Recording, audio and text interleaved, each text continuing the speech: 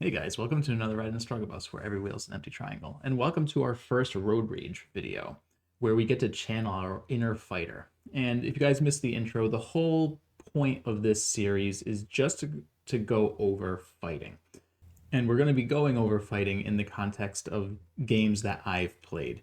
And so I'll be picking games where there was a particularly interesting fight.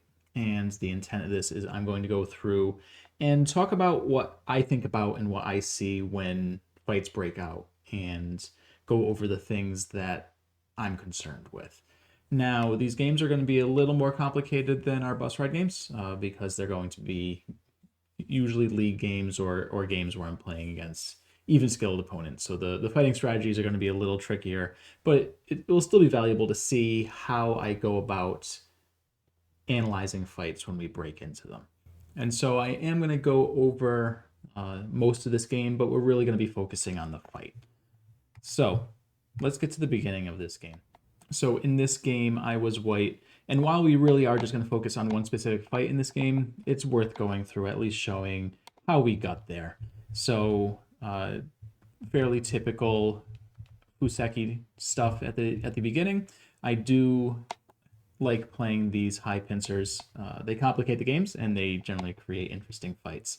And so that is why I play this move a lot. He presses down, we extend, we jump out, and we continue on our merry way up there. He counter pincers and we jump out. This is all fairly typical stuff. He approaches our corner, we respond, he jumps out, and we tanuki over here. So at this point, we have just these two stones that are kind of in between two strongish groups, and black presses one more time and then decides to attack these stones. So this is going to be the fight that we're going to be focusing on here is what happens with these groups. So we're going to start here. So what I'm looking at in this situation is I see that black has a lot of strength up here. There's a potential cut here that we can do something with. So we potentially get a move like this for free because black would need to protect this cut. So this is a move that we can consider playing later if we need to get shape. It's a nice shape point and it threatens that cut. So this is something we can get later. I'm also looking at the fact that even though this group is strong, it's not alive yet. It doesn't have any eyes. And so we can potentially leverage off of that and maybe split through and use the fact that there is a weakness there to get strength ourselves.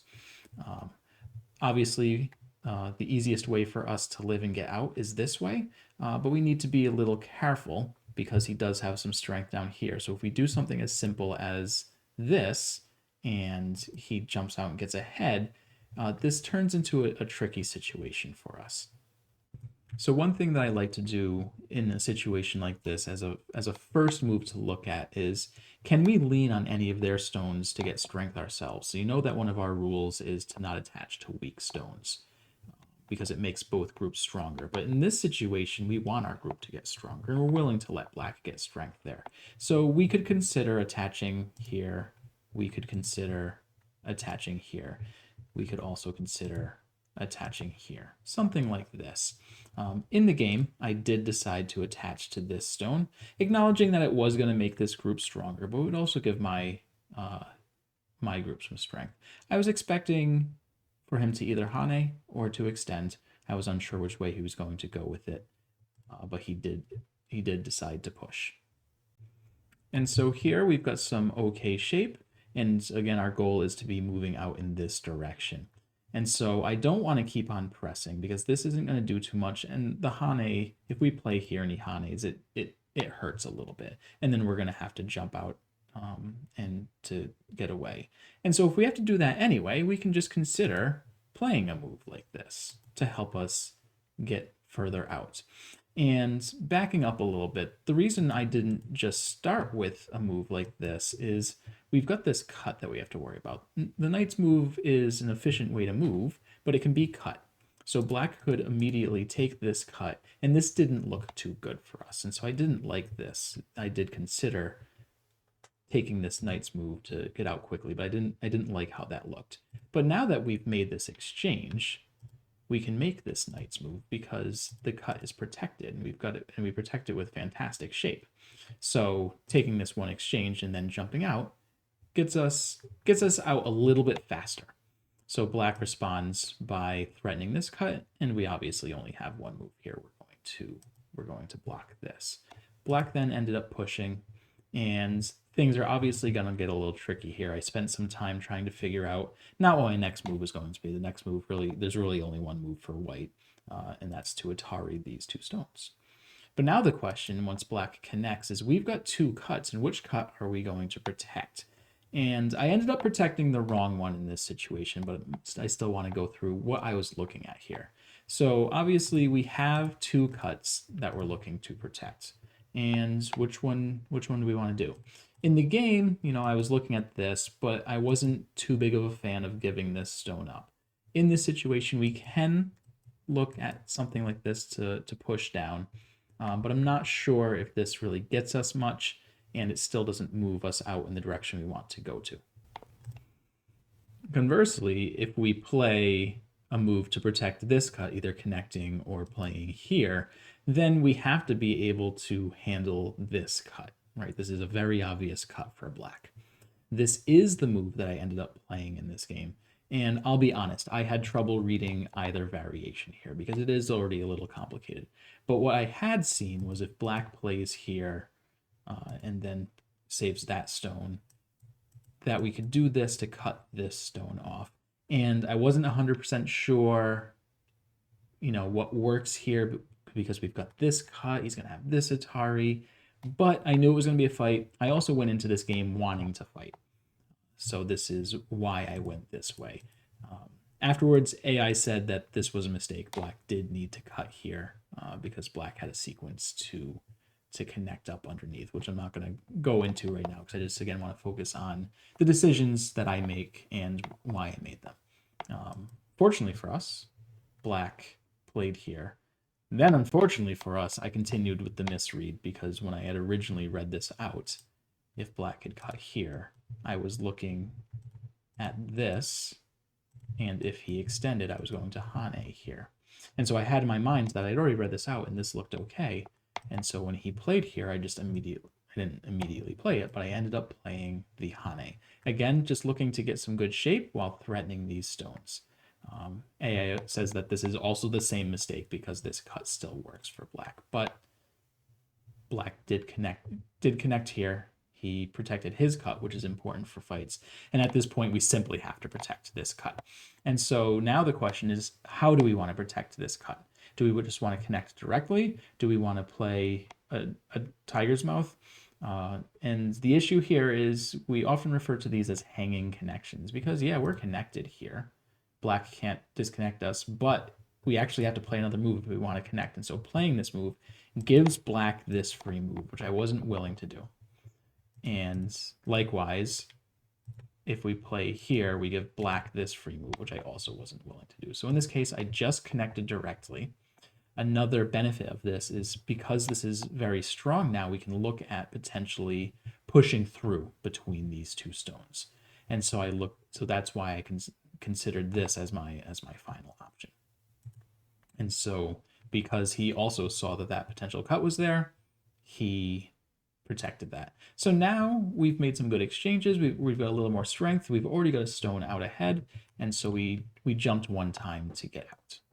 And at this point in the game, both of us snooky a little bit. We have both decided that we are done here for now, and black takes his tanuki, and I just play the iron pillar to protect my corner, and he plays up top. And at this point, I knew that the focus of this game was going to be this fight here. But again, from earlier, I've also mentioned that while his group is strong, it's not alive yet.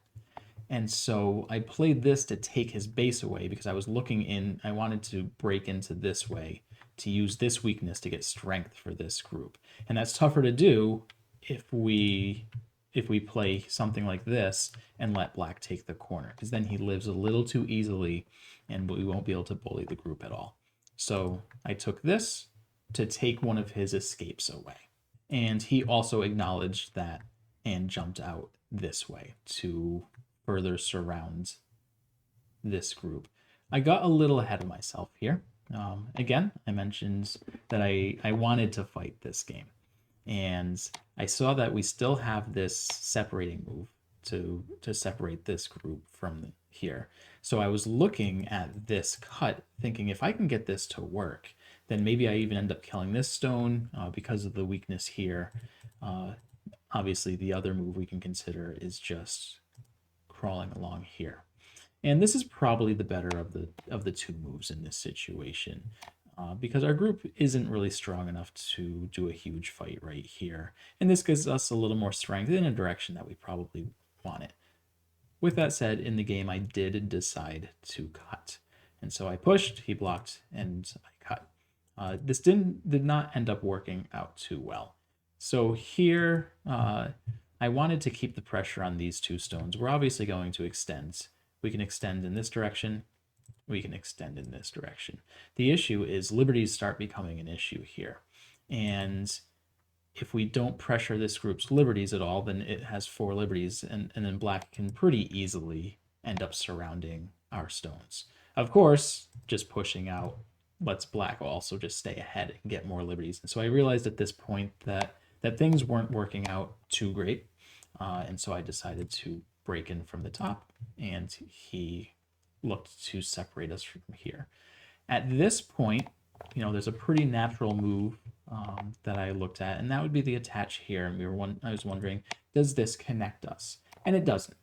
Black can simply disconnect us here. There's nothing we can really do. We can try to fight it, but with black being ahead here, it's going to be tough to do anything. We can't jump out because our 3 stones die immediately. We can't do something like this because then black has this throw-in trick. If this is something that you're not familiar with, it's something you should learn, where you can squeeze out some liberties, and so white can capture. But now when black takes this hane, white's forced to fill his own liberty, and I don't think this group is going to live. And so the writing was kind of on the wall here that these 2 stones were probably dead, but there was some big aji here.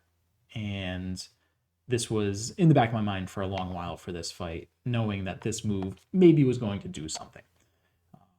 But now wasn't the time. I decided, instead of letting him build a large area, I wanted to reduce it a little bit. It's worth noting I am not playing another move over here. I'm inviting black to continue this fight. I wanted to play the big move first. And this move was a little surprising, but either way, we continue our exchanges over here, and black then takes his Tanuki to really attack this group. So at this point, this is just a real fight proper. We are pretty much surrounded. We might potentially be able to break through depending on how black blocks us, but there's a lot of room here to potentially get an eye, and we probably have an eye in this area if we descend first and then play C11. So at any point in time, we can probably play this to threaten to connect, and then play here to get 1 eye here. But 1 isn't 2, and so we need to find another eye here. And so that was my goal, was just to move quickly in this direction, see if we can get 1 or even 2 eyes here, and if it gets to the point where we get surrounded, we can go back and get the eye up top. So I just jump out with a nice shape move coming off of these stones. This also moves us towards this group over here. I don't expect it to connect up here, but it threatens it. And so black will probably have to spend a move to block this, which just gives us more room to maneuver, and that is what black does.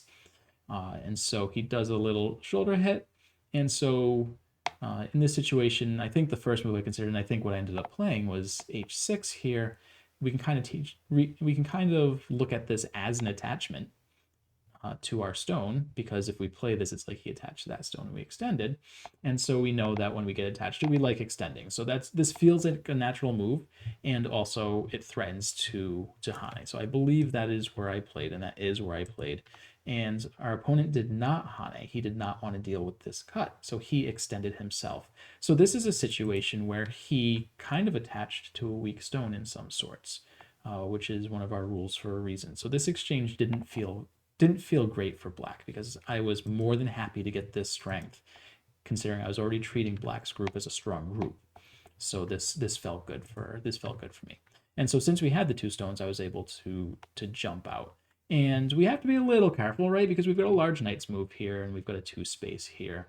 And so this stone can cause some concern here, but I felt confident enough with this move. This felt like a good shape. Again, it is now running towards our friends over here. So just it gives us lots of options. And black attaches to this stone. And so again, we're being attached to, we typically are going to look at extending or playing a Hane. You really only want to play the Hane if you're in the driver's seat, right? If you're the one attacking, if you are in the good position, then you can play the Hane. Otherwise, you generally want to extend. And so that is what I did. I extended down here. And then black went to threaten to cut. So we're obviously going to block this here. This is a pretty simple move. And then black threatens this cut. And I know a lot of us would see this and would automatically play here, right? He's threatening the cut, and we're going to block that. But we need to make sure that we're blocking cuts in efficient ways. And this doesn't feel efficient because it doesn't help us get any eye space. If we play here, he descends, and we have to connect, and then he does something like this, all of a sudden we lost all of our eye space there, right? Not that we had much eye space to begin with, but now we've got none. And so now it's starting to get tough. I don't know if we get an eye here. And again, we've only got one here. We don't have two. So because of that, we need to be careful with how we answer this move. And so I did not respond here. But it's worth noting that when I play this sequence, at the end, I say black's going to play a move like this because this takes away all of our eye space. So what if instead we play that move? Does that get us eye space while also protecting this cut? And in a way it does, because if black pushes, we can block, and we don't care about these two stones. I'm not even sure I would save them. I would probably just play something over here to get us an eye, and now I'd feel nice and strong, and I'm more than happy to sacrifice these two stones to do it. That's an important thing to keep in mind when we're doing these fights, is we don't need to save all of our stones. I would consider any of this a success as long as white lives. If white lives, then I'm feeling pretty confident this game, as long as we don't die here. Yes, losing these two stones is big. These two stones aren't that big. So we need to make sure that we're not saving all of our stones. So I played here, and black did not push through. Black wanted to push through this way. And we have to consider how we can get eye space now. So if we block this way now, this does kind of become an issue because we're not going to get any eyes here. So I did not like that. So instead, I decided to block this way. Though we still don't necessarily have any eyes here, except we kind of do. And we'll get to that. We'll get to that in a couple moves. So I was surprised that black changed direction and went down here. And it was at this point that I realized that I'm probably going to have trouble getting an eye here. So I really need to find a way to get an eye here. And if I can find a way to do it in Sensei, that's fantastic. It looks like this probably gets us an eye. But I don't think it does it in Sensei. And so now black can do something over here to reduce the potential of us getting an eye here. I'm not sure. Again, I'm not sure if I can live. But I did a bunch of reading on this move. I spent a long time on this move. And, again, I pointed out earlier that I was always thinking about this Aji here, this connection, right? Because if we are able to connect now, when we cut here, we did fully separate black's group. And again, this group isn't alive if it gets cut off. And so I was wondering, what if I can use this Aji? And so I looked at this group, which has 4 liberties, and I realized that if I play here, I get an eye. So that gets us 1 eye. And I was looking at this and realized that it gets us this eye in Sente, because our Aji here gets turned on.